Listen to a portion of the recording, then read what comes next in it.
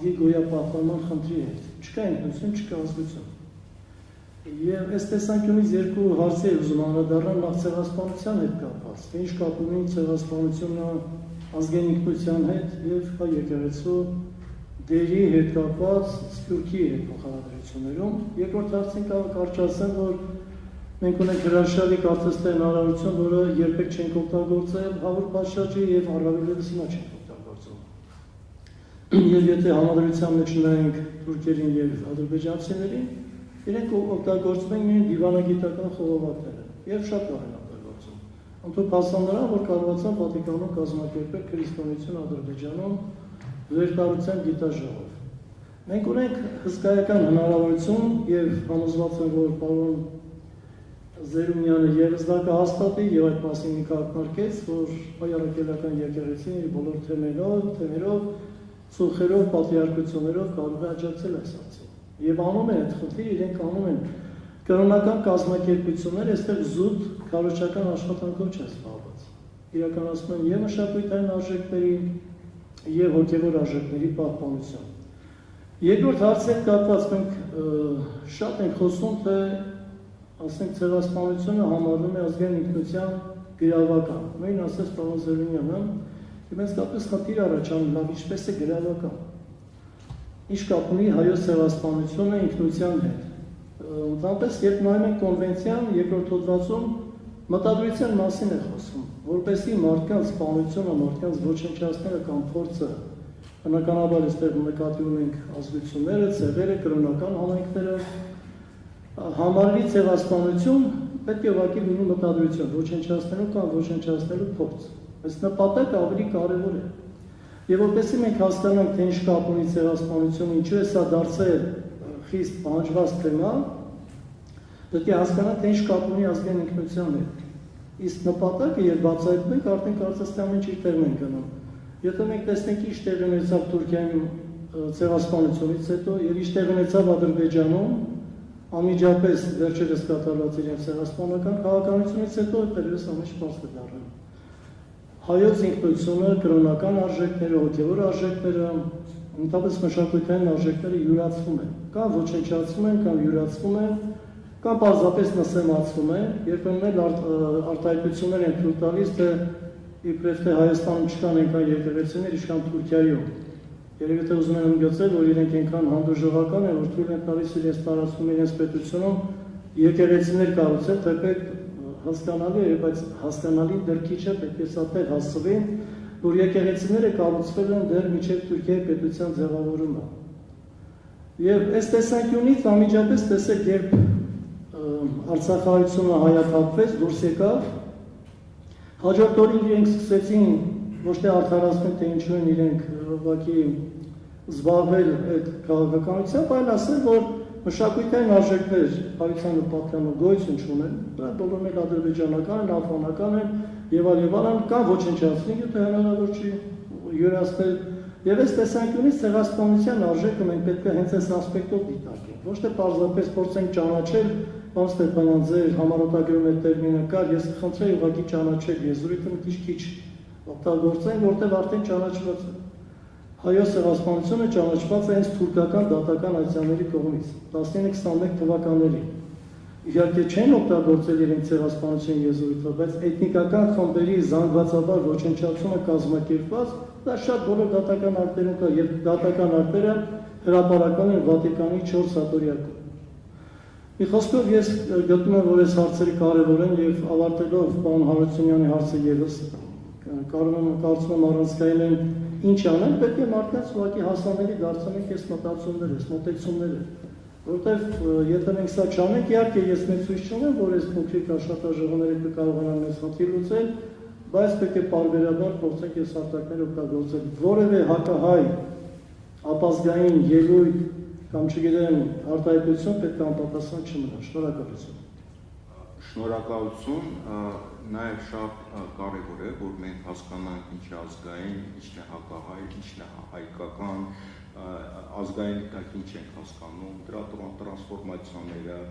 ազգային էթնիկականը եւ պետականը, գուցե պարոն Ոսկանյանը որպես փիլիսոփա շատ լավ կարող է ելույթ ունենալ դրա մասին, բայց ես կարծում եմ պարոն Դանիելյան նաև շատ կարևոր է, որպեսզի գոնե փորձագիտական շրջանակներում մենք փորձենք նաև տերմինների վերաբերյալ եւ տերմինների բովանդակության վերաբերյալ գալ որոշակի համաձայնության, որ դրանք լինեն հասկանալի, որ կարողանանք մենք առաջ շարժվել։ Պարոն Օսկանյան, ուզում եք արտահայտեք։ Չէ, ես միայն մի հարցի շուրջն եմ ուզում ասել, ուրեմն ոչ եկավ եկեղեցու մասին։ Խոսք գնաց եկեղեցու մասին, ուղղակի ես ուզում եմ ասել, որ մենք առաջիկայում հիմա սկսում ենք ուրեմն քննարկումների մի շարք, որը կգնա շողակաթով, որը վերաբերվում է եկեղեցու։ Այսինքն մենք ֆորմատը որոշել ենք 4 հոգի, 2 հոգևորական եւ 2 աշխարհիկ ուրեմն, այսպես տարբեր 2 հոգի մնում է, 2-ը փոխվում է։ Ինչու ենք մենք այդ հարցը որոշել, որովհետև տեսեք, վերջերս այդ շարժումներ եղան, որտեղ տարբեր հոգևորականներ ակտիվ դեր սկսեցին խաղալ, սկսած այդ ուրեմն Սրբազան շարժումից, հետո Միքայել Սրբազանի ելույթները, ուրիշներինը, եկեղեցունը, եւ հարց առաջացավ մեզ մոտ, լավ, իսկ եկեղեցին ինքը արդյոք այդ հարցը դնում է իր առաջ, թե այսօր եւ վաղը ինչ տեղ է ինքը գրավում հայաստանյան հասարակության մեջ։ Չէ՞ որ սովետական ժամանակ հասկանալի է, պետականորեն այդ ամբողջ այսպես ֆիքսված էր, հիմա ոնց որ ինքնուրույնությունը ինչ են անում այդ ժողովուրդը, ինչ են ուզում արած լինել։ Եվ շատ հետաքրքիր էր ինձ համար, որ երբ որ ես առիթ ունեցա խոսելու բարձրաստիճան հոգևորականներից մի քանիսի հետ, պարզվեց, որ իրենց էլ այդ հարցը շատ հետաքրքիր է։ Դրա համար հիմա մենք եւս որպես մեկ գործոն այս հասարակության մեջ, ոչ թե անպայման քաղաքական պոզիցիա, եւս որպես մեկ գործոն նախատեսում ենք քննարկել այդ հարցը։ Մի 6-ը հիմա արդեն նախատեսված է քննարկում, ամառվա ընթացքում կլինի հունիսից կսկսվի, եթե տեսա որ հետաքրքիր է, կարող ենք նայել այդ։ Շնորհակալություն,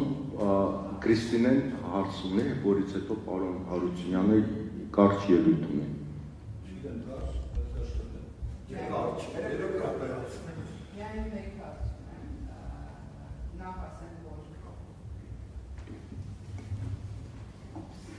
Նախ ասեմ, որ 2018 թվականին ձեր նշած խավը չի մասնակցել փողոցային գործողություններին, մասնակցել է լրիվ այլ խավ, այդ խավը մասնակցել է միացել է ընտրություններին, երբ որ արդեն եղել է ժողովրդին վստահված ընտրություն 2018-ի դեկտեմբերին, ձեր ասած ունեզրկվածները, եւ միացել են փողոցային որոշ մասով Հանրապետության նախագահի հրաժարականից հետո ասում են որպես վկա եւ մասնակից։ Ինչ վերաբերում է քրեաօլիգարխիկին, մենք գիտենք, որ այդ բոլոր օլիգարխները ընդունեցին խաղի նոր կանոնները հենց սկզբից, հենց առաջի օրվանից եւ համարվեցին խոշոր գործարար, այլ ոչ օլիգարխ եւ այլն։ Ինքը Նիկոլ Փաշինյանը հայտարարեց, այսօրվանից իրանք խոշոր գործարարներ են եւ իրանք ուրիշ ձև պետք չի անվանել, այսինքն իրենք մասնակցության իրենց առաջ օրվանին։ Եվ իմ հարցը հետեւյալն է. 2018 թվականին հեղափոխություն է եղել։ Կրիստինա, եթե կարելի է ես շատ կարճ արձագանքեմ, իջե պարոն Օսկանյանին խոսքը տալը։ Ես երբ հասկացա, որ 18 թվականի շարժումը դառավ ժողովրդական շարժում, երբ որ հրապարակում սկսեցին խորոված անել եւ դրոշի վրա բլոտ խաղալ, ես ասեցի համատեղ ժողովրդի մեջ, սա արդեն ժողովուրդն է միացել, իսկ մինչև այդ երիտասարդներ են, որոնք քաղաքացիական արժեքներից են խոսում, Ռուսաստանի դրոշներն են ոտի տակ տալի, դա արդեն ինչ-որ արժեքներ կրող չաճարներում թեկուզ զանգված է։ Ինչ վերաբերում է օլիգարխները երբ են դառնում խոշոր գործարարներ, երբ որ օլիգարխները քաղաքականության մեջ չեն լինում, երբ որ օլիգարխների կուսակցություն ազգային ժողովում չի լինում, երբ որ օլիգարխների կուսակցությունը մտնում ազգային ժողով կամ եղած կուսակցությունը արդեն խոշոր տնտեսական շահեր է ներկայացնում, ձևավորվում է քրեաօլիգարխիկ համակարգ։ Հիմա ես ասում եմ 18 թվականից հետո մի կողմ դնենք դա այն իշխանությունը, գուցե ավելի վատն է, քան քրեաօլիգարխիկ համակարգը, բայց դա քրեաօլիգարխիկ համակարգ չէ։ Երևանի ընտրություններում սկսվում է իմ կարծիքով, գուցե սխալվում, քրեաօլիգարխիկ համակարգի կառուցում, այսինքն կուսակցությունը տնտեսական շահերի վրա հիմնված մտնում է քաղաքականության մեջ։ Իմ կարծիքի հետ կարելի է համաձայնել, ուղղակի ես խոսքը տալիս եմ պարոն Խոսկանյանին, որը պատգամավոր է 21 թվականից։ Մենք Ոչ մի հատ։ Հա, բայց ինքը այնտեղ հարց լուծող չի, ինքը հարց շահող է եւ բաժանող է։ Բայց լավ, սա չվիճենք։ Շատ կարճ, նախ եւ առաջ ես համաձայն եմ այդ process-ը նկարագրելու հետ, այդպես էլ եղել է, ոչ ոք չի ասում, որ առաջին օրվանից ասենք թե գյուղացին գնացել է հեղափոխություն անելու, դա դուք լիովին իրավացի եք այստեղ։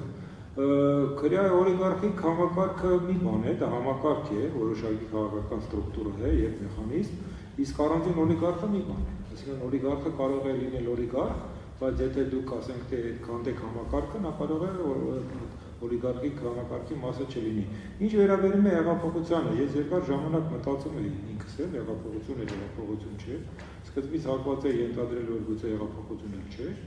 բայց հիմա կարծում եմ, որ իհարկե հեղափոխություն է, բայց այսքան բանը մեկին չի։ Հեղափոխությունը փոխող ոչ ոք չի լինի։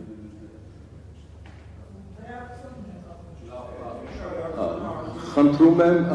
ինձնից խոսք խնդրել, նոր ելույթ ունենալ, խնդրում եմ առանց խոսքի ելույթ չունենալ, ուրեմն խոսք կարճ ելույթ ունի պարոն Հարությունյանը, որից հետո պարոն Վլադիմիր Մկրտումյանը, սպարապետ կենտրոնի խորհրդի անդամ։ Իհարկե պետք է անկեղծ լինել ասել, որ այն հարցերի շրջանակը, որ մենք քննարկում ենք,